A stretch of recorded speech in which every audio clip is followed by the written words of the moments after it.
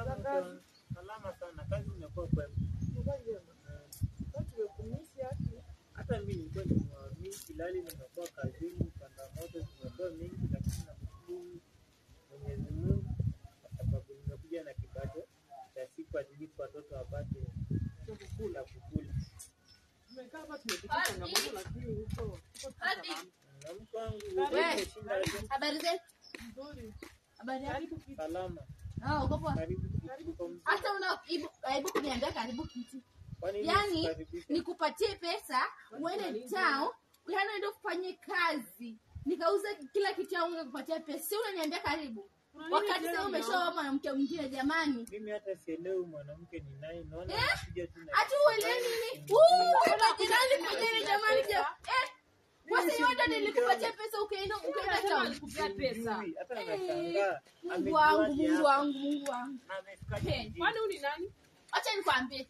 Huyu mchinga, huyu mpambavu, huyu sijui kitu gani. Nilimpatia pesa. Nani unaita mume wangu mchinga mpumbavu? Acha nikwambie, hata kama ndo mwanamke mwenzangu, nilimpatia pesa. Akasema nenda kutafuta pesa. Akirudi anakuja kunioa. Sasa yeye umerudi na mwanamke mwingine. Wala kwanza anakaa. Unajua kwanza nitakupiga sana. Hey. Ulipewa pesa na huyu mwanamke.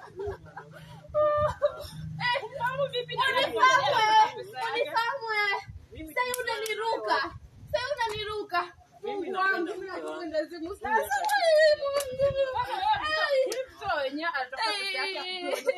Na wewe hujaniambia chochote. Ulisema unakuja kunioa.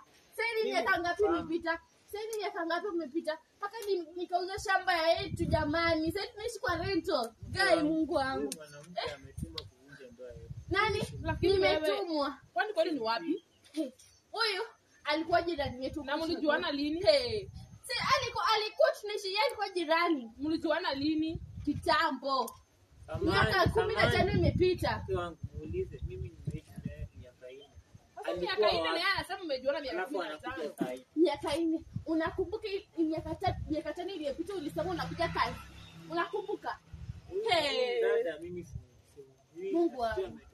Mimi sasa kwanza Jamani. Wewe sasa hivi au unijui wewe? Kama unijui jamani. Mungu wangu. Au unijui? Natumwa yako. Jamani. Aje tusisumbuane na wewe. Unifahamu tu. Hata kila kitu nimekufanyia.